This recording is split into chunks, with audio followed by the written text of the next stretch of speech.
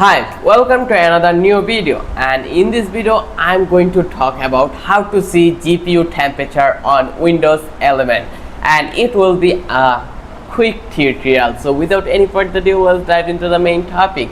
In here in the computer, you need to be click over here and go on the task manager option.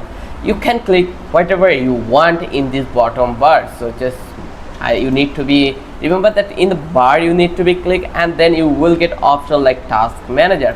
Click over here. Once you click over here, then you can resize it. So here you will have this option called 3D button. Just click over here, and here you can see we have an option for performance. Just click over here, and now you can see we have option for CPU, memory, disk 1, Ethernet, and also GPU.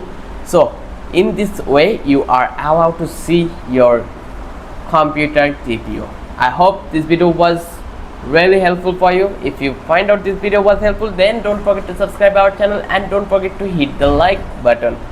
Have a good day.